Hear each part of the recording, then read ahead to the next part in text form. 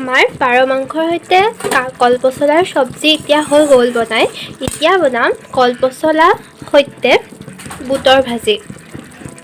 এইখিনি কাঢ়ি লওঁ। এতিয়া ইয়াৰ পিছতে আকৌ ভাজিটো কেনেদৰে বনাব লাগে সেইটো ৰেচিপি আপোনালোকক দেখুৱাই আছোঁ। এতিয়া আমি আন এখন কেৰাহী পাতিলোঁ ইয়াত। এয়া আমাৰ কেৰাহী গৰম হৈ গ'ল। এতিয়া আমি দিম ইয়াত তেল। তেল প্ৰায় 3 চামুচমান দিলোঁ। তেলখিনি পকি লওক। তেল পকিবলৈ আৰম্ভ কৰিছে আৰু এতিয়া আমি কেনেদৰে বনাওঁ চাই থাকক। ঘামি ঘামি অৱস্থা বেয়া হৈ গৈছে গোটেই। কেনেকুৱা ঘামিছোঁ। গৰমটো পৰিলে আৰু এতিয়া। এতিয়া আমি দিম। তেল পকি আছে। এয়া তেল পকি গ'ল। এতিয়া আমি দিম অথনি থৈ দিয়া শুকান জলকীয়া দুটা।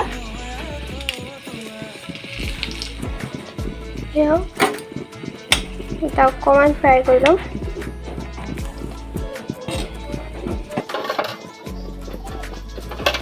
তাৰপিছত আমি দি দিম আদা নহৰু সৰু সৰুকৈ স্লাইচকৈ যে কাটি থৈছিলোঁ সেইখিনি। এইখিনি অকণমান ফ্ৰাই কৰি ল'ম।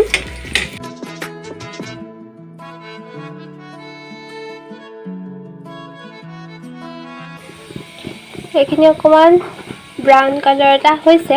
ইয়াৰ পিছত আমি দিম পিঁয়াজখিনি। পিঁয়াজখিনি ব্ৰাউন কালাৰ হোৱালৈকে ভাজি ল'ব লাগিব।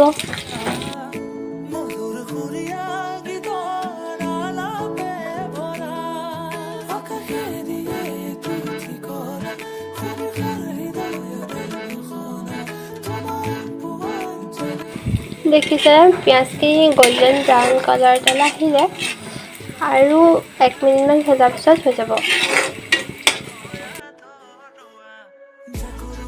পিঁয়াজখিনি ভজা হৈ গৈছে। আমি এতিয়া দিম বুটখিনি ইয়াত।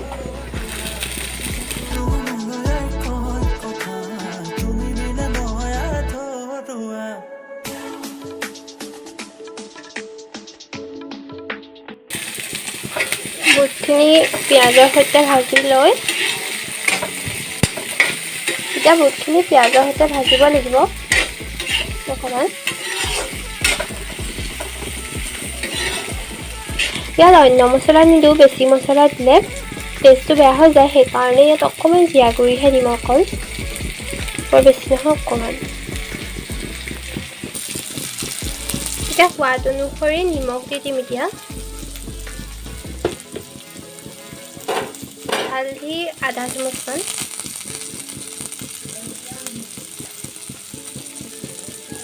হৈ যাব।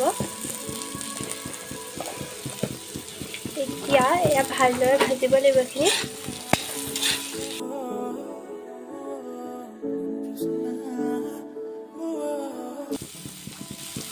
অলপ সময় ভজাৰ পিছত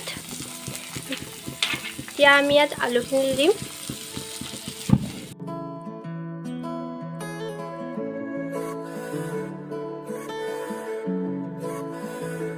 এতিয়া আলুখিনি একেলগত ফ্ৰাই কৰি লওঁ। পচলাখিনি চবতকৈ শেষতহে দিব লাগে। অলপ বেছি আলুখিনি বেছি ফ্ৰাই নকৰিলে হ'ব। পচলা আৰু আলু একেলগতে ফ্ৰাই কৰিব লাগিব। সেয়েহে অকণমান ফ্ৰাই কৰি লওঁ।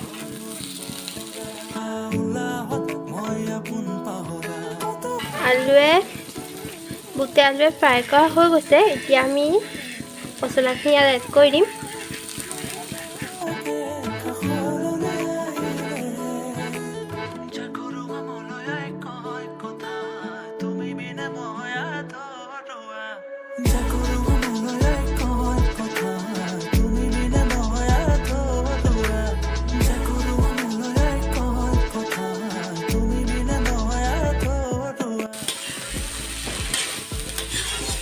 ঢাকোন মাৰি সিজাৰলৈকে এইখিনি ভাজি ল'ব লাগিব প্ৰায় 10 মিনিটমান।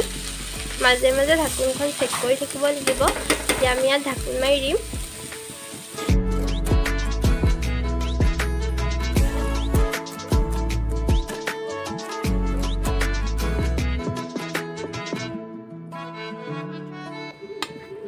হৈ গ'ল বনাই, এনেদৰে খাই চাবচোন, বহুত টেষ্টি হয়। এতিয়া পৰিৱেশন কৰি দেখুৱাম। গৰম গৰম ভাতৰ লগত এতিয়া আমি বনোৱা খাদ্যখিনি পৰিৱেশন কৰোঁ। অথনি যে দাইল বনাইছিলোঁ, সেয়া দাইলত কোমোৰা দিয়া,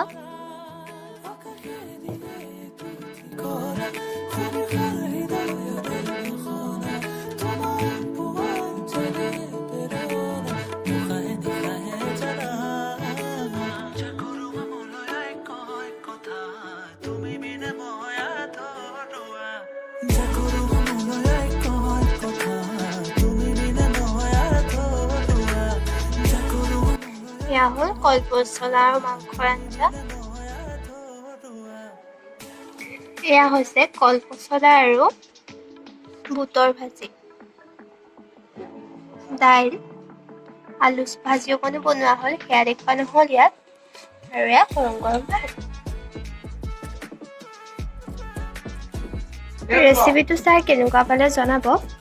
যদি ভাল লাগে like, comment, share and subscribe কৰিব বুলি আশা থাকিল। Thank U.